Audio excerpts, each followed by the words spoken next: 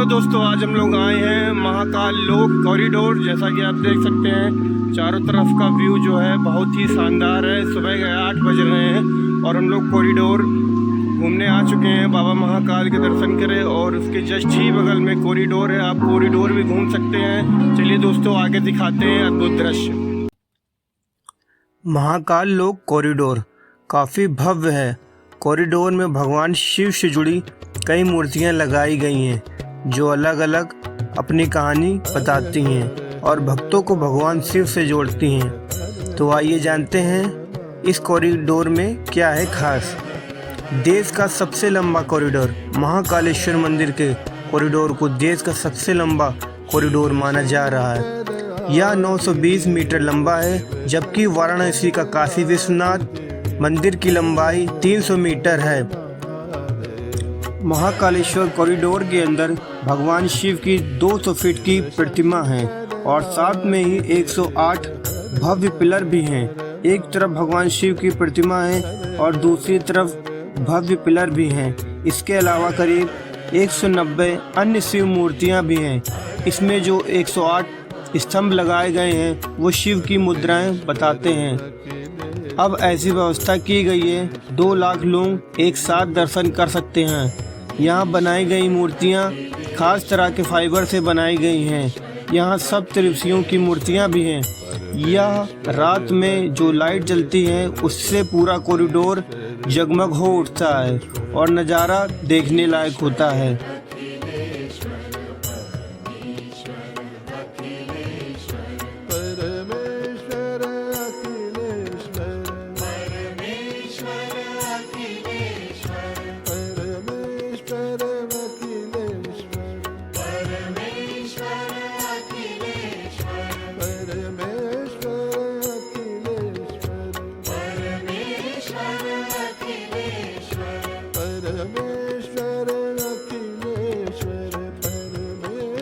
ये जो आप सामने दृश्य देख रहे हैं ये समुद्र मंथन का दृश्य है, जिसमें देवताओं सभी समुद्र मंथन कर रहे हैं। और जो सबसे पहले समुद्र मंथन से प्राप्त हुआ था वो विष निकला था, जिसमें देवताओं ने उसको ग्रहण करने से मना कर दिया था।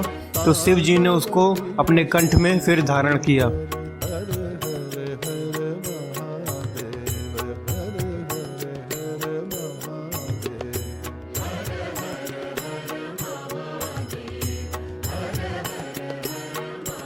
ये जो आप सामने प्रतिमा देख रहे हैं इसमें रावण ने कैलाश पर्वत को उठाने की कोशिश करी, फिर शिव जी ने उसको कैलाश पर्वत के नीचे दबा दिया।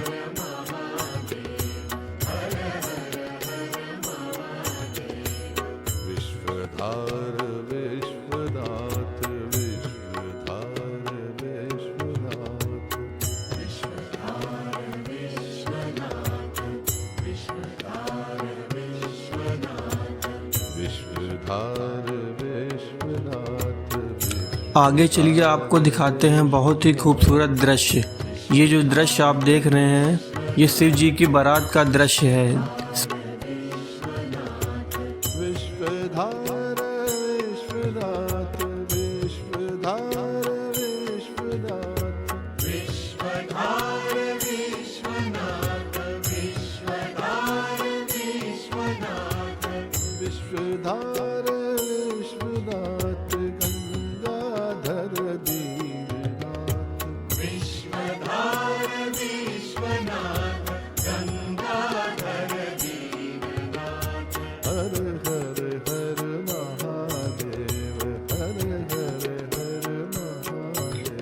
ये जो आप सामने प्रतिमा देख रहे हैं ये काल भैरव जी की प्रतिमा है। शिव जी के 75वें अवतार बहुत लोकप्रिय है। शिव ने अपना प्रत्येक अवतार एक खास प्रयोजन के लिए लिया है।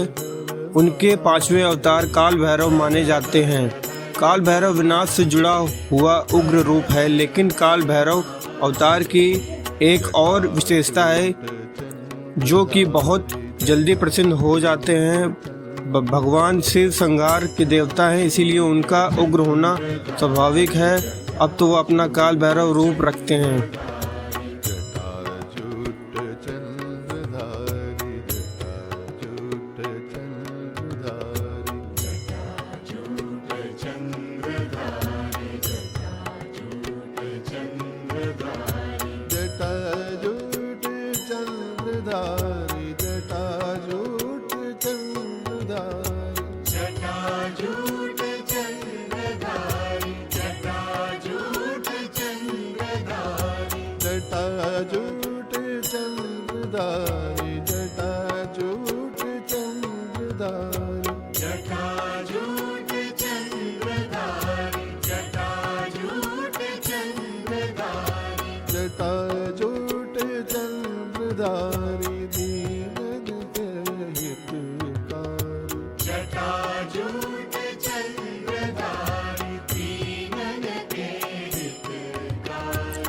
चलिए दोस्तों आगे चलते हैं। सामने जो आपको प्रतिमा दिख रही है वह प्रतिमा वीरभद्र की है। चलिए इस प्रतिमा की कहानी के बारे में बताते हैं। शिव जी के 2 विवाह हुए। पहली पत्नी सती थी जिन्होंने अपना योगाग्नि से देह त्याग दिया था, और दूसरी पत्नी पार्वती जी हैं। देवी सती दक्षराज की पुत्री थी। दक्षराज देवताओं के अधिपति थे। चूंकि वे देवताओं द्वारा पूज्य थे, इसीलिए उनको अहंकार इतना आ गया था कि वे अपने दामाद शिव जी से भी वैर रखने लगे थे। जब शिव जी को यह पता लगा तो शिव जी को 2 कारणों से क्रोधित हुए। पहली उनकी पत्नी सती ने देह त्यागी थी, और दूसरा क्रोध दक्ष के अहंकार पर आया था। फिर अपनी जटाओं को खोलकर शिव जी ने जैसा ही पटका तो उसमें से वीरभद्र नाम का एक सेवक जागृत हुआ। शिव जी ने उसे आज्ञा दी और उसने जाकर दक्ष का वध किया।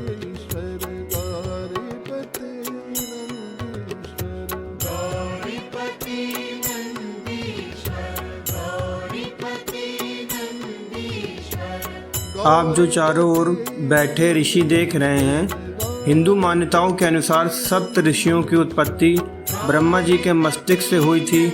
माना जाता है कि शिव जी ने गुरु बनकर सप्त ऋषियों को ज्ञान दिया था।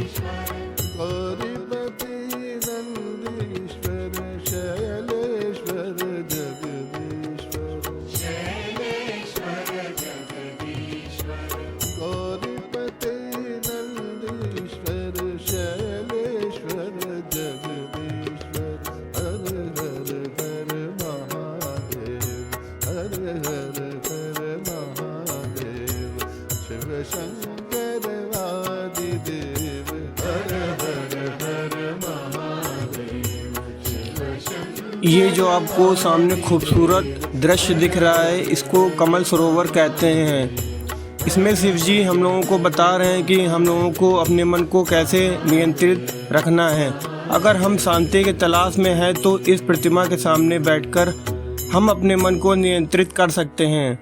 अपनी आती और जाती सांस को आंख बंद कर देखें, और भगवान शंकर इसी मुद्रा में यही कर रहे हैं। इससे हमें शांति का आशीर्वाद प्राप्त होगा।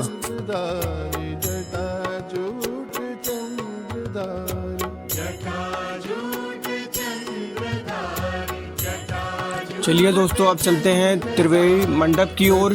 त्रिवेणी मंडप जो है बहुत ही भव्य और बहुत ही सारे यहाँ पर पिलर इस तरीके से बनाए गए हैं, और अंदर पेड़ भी लगे हैं जहाँ पर ऊपर से रोशनी आती है। जो पेड़ है आखिरकार में बहुत ही बड़े होंगे तब बहुत ही अद्भुत लगेगा।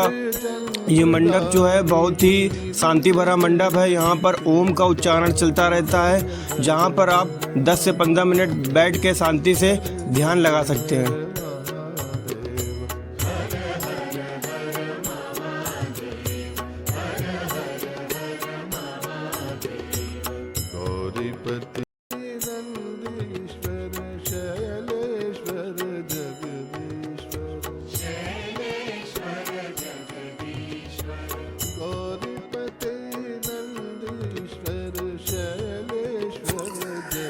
सामने जो आपको ये प्रतिमा दिख रही है, ये त्रिपुरासुर वध की प्रतिमा है और उसका कौशल अद्भुत है।